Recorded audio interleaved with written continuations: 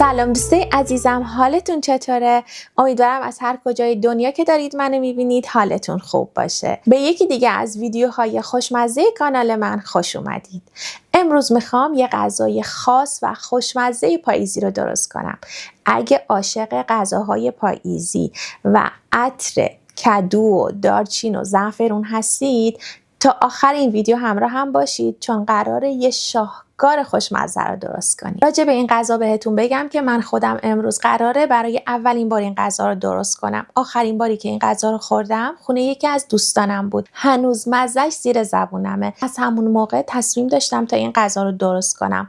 امروز با هم دیگه امتحانش میکنیم. همراه من باشید تا مراحل درست کردنش رو ببینیم. خب من تو مرحله اول پیازی که نگینی خورد کردم و به ظرفمون اضافه میکنیم، همراهی کم روغن و یه مقدار زردچوبه.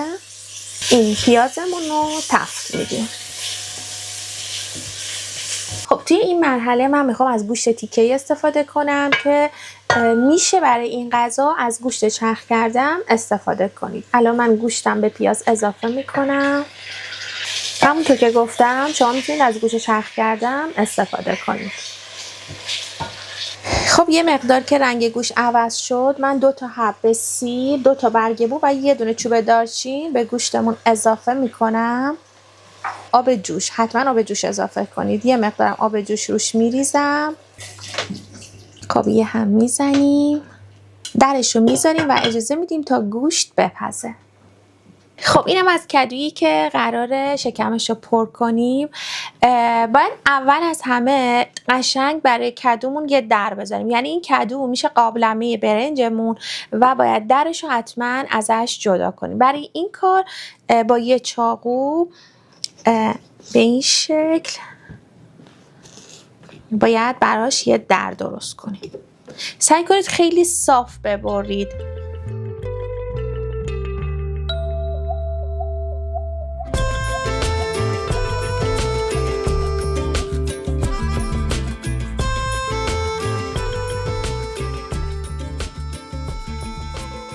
خب الان که من در اینو درست کردم برداشتم، باید حتما به کمک یه قاشق یا هر چیزی که میتونید یه لایه ضخیم از داخل این کدو خالی کنیم که من حتما تو ادامه که انجام دادم بهتون نشون میدم.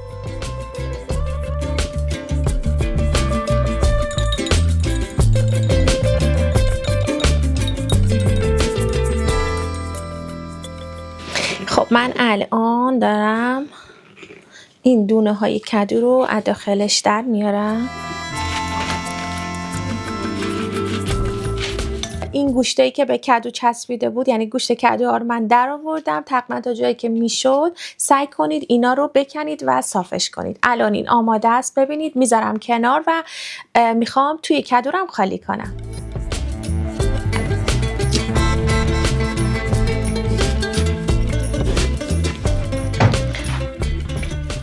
خب الان من میخوام بهتون از نزدیک نشون بدم. ببینید داخلشو تا اونجایی که میشد، یعنی به همین اندازه کافیه. اگه خیلی نازکش کنید، زمانی که گذاشتید تو فرم میخواین در بیارید، کدوتون میتونه وا بره. پس دقیقا همین اندازه کافیه. همونطور که گفتم درش هم باید حتما گوشتشو در بیارید. به این شکل من داخل سینی فر کاغذ آلومینیومی و همینطور کاغذ نسوز گذاشتم. الان دیگه با این کدو کار نداریم، میذاریمش کنار. کارهای دیگه‌مون رو انجام میدیم. تو مرحله بعدی میام و بهتون نشون میدم باید چی کار کنیم. در ضمن میخواستم بهتون بگم که گوشتایی که از داخل کدو در آوردم انقدر بود که دیگه احتیاجی بهش نداریم. خب بریم به مرحله بعدی. خب من میخواستم یه توضیح راجع به این کدوی شکمپر بهتون بدم که این کدو رو تو کشورهایی مثل آذربایجان، ارمنستان و یه قسمتایی از روسیه درست میکنن. البته به این شکلی که من الان میخوام درست بکنم و البته هر فرهنگی به شکل و ذائقه خودش این غذا رو درست میکنه. مثلا تو کشور روسیه این غذا رو بدون گوشت درست میکنن و فقط از خشکبار و میوه های خشک استفاده میکنن و یه مقدارم عسل بهش اضافه میکنن، یعنی دوست دارن این غذا شیرین باشه. ولی امروز من نمیخوام خیلی پلم شیرین باشه، به خاطر همین مثلا من از عسل استفاده نمی کنم یا مثلا خرما رو فقط برای دیزاینش استفاده میکنم. و الان برای شروع من میخوام این قیسی های خشکی که دارم رو خورد کنم. یعنی هر کدوم از قیسی ها رو به 2 یا 4 قسمت تقسیم میکنم و میبرم. همونطور هم که اول ویدیو بهتون گفتم شما میتونید این غذا رو با گوشت چرخ کرده یا از همین گوشتای تیکه‌ای مثل من درست کنید. البته که من تو ایران تا اونجایی که میدونم این غذا رو از خود کدو، یعنی از خود گوشت کدو استفاده میکنن داخلش. یعنی این کدو رو به تیکه‌های کوچیک میبرن و با پلو مخلوط میکنن. ولی امروز من این کار انجام نمیدم. یعنی قشنگ دارم به سبک ارمنی و آذربایجانی درست میکنم، ولی یکم شیرینیش کمتره.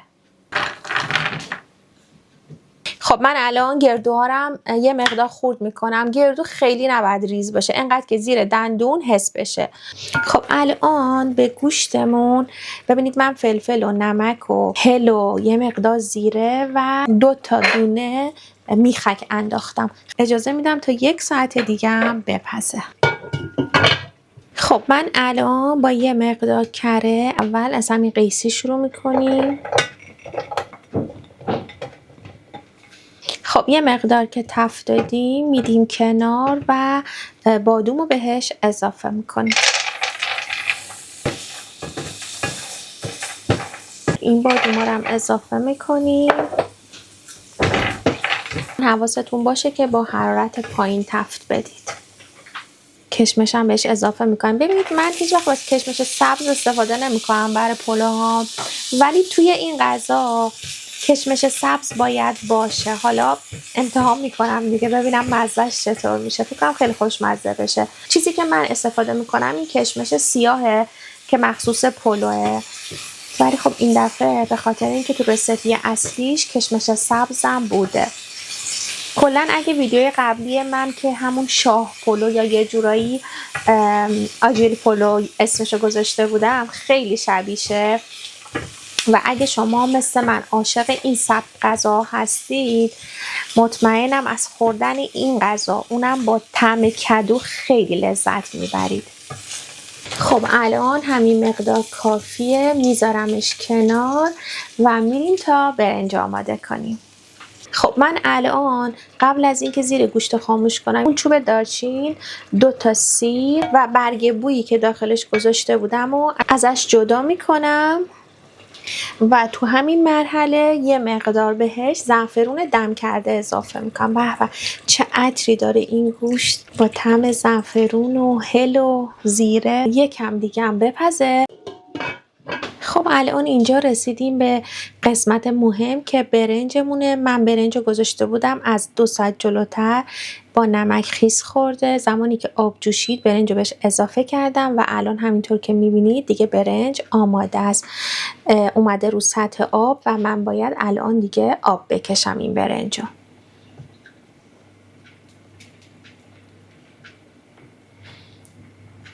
خب من برم برنج رو آب بکشم و برگردم.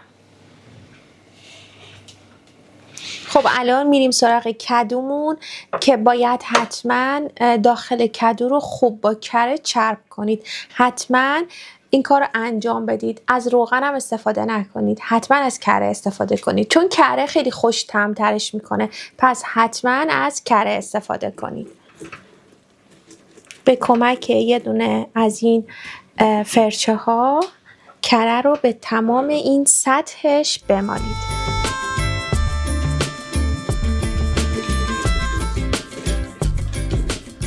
خب الان من تمام سطح کدو رو کره مالیدم که میخوام بهتون نشون بدم. ببینید همه داخلش رو به کره آغشته کردم و الان آماده است برای اینکه هم یکم مزه خوبی داشته باشه و هم اینکه دیواره کدومون محکم‌تر بشه. یک مقدار نمک حتما باید داخلش بریزید. ببینید به این شکل یه مقدار نمک بهش بزنید، احتیاجش خیلی زیاد بشه. و همینطور یه مقدارم فلفل بهش اضافه میکنیم. خب همینقدر کافیه. خب اینجا یکم از اون کره‌ای که داشتیم برای کفش میذاریم. ببینید من انقدر اندازه 1 قاشق کره کف این کدو گذاشتم و الان اولین مرحله که میخوایم بذاریم برنجه که به این شکل برنجمونو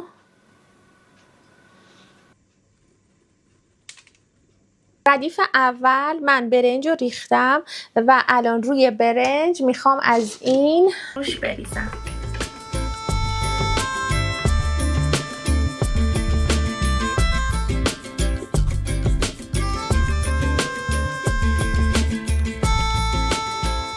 یه مقدار زعفرونم روش میریزم. خب و یه ردیف دیگه برنج.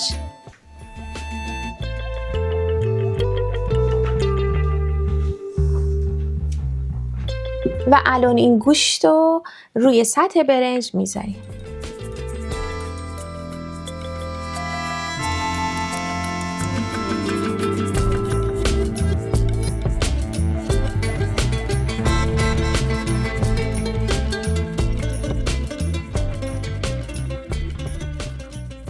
و الان اون مراحل رو یک بار دیگه انجام میدیم.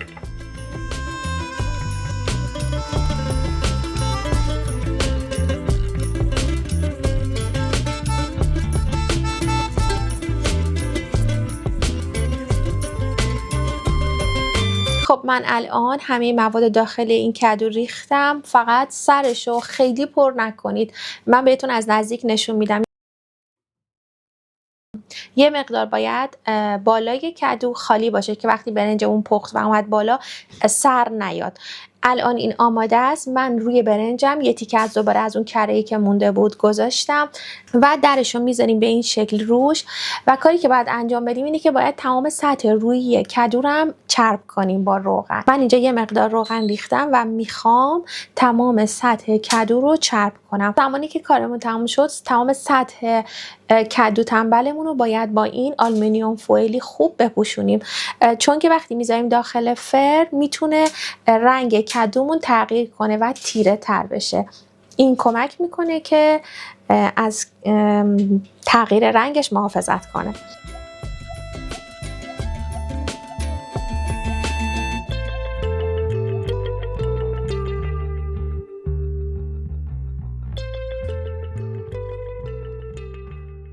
خب من الان تمام سطحش رو روغن زدم و باید خوب بپیچونم داخل این آلومینیوم فویل.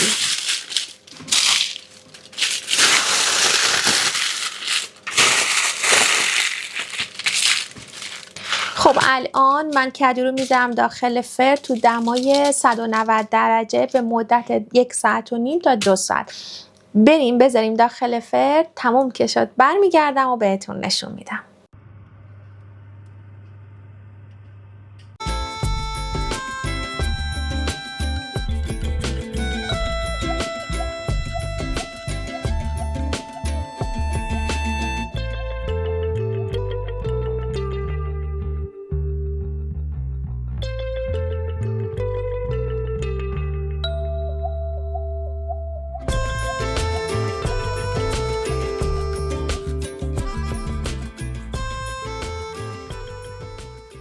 خب دوستای عزیزم، اینم از غذای خوشمزه امروز ما. نگم چه عطر و بویی اینجا بلند شده. امیدوارم که از این ویدیوی من خوشتون اومده باشه. این غذای خوشمزه پاییزی رو درست کنید و کنار عزیزانتون از خوردنش لذت ببرید. منتظر نظرات و پیشنهادات قشنگتون هستم. میدونید که من از شما کلی انرژی میگیرم. تا یه ویدیوی دیگه با عشق آشپزی کنید، خوشمزه زندگی کنید.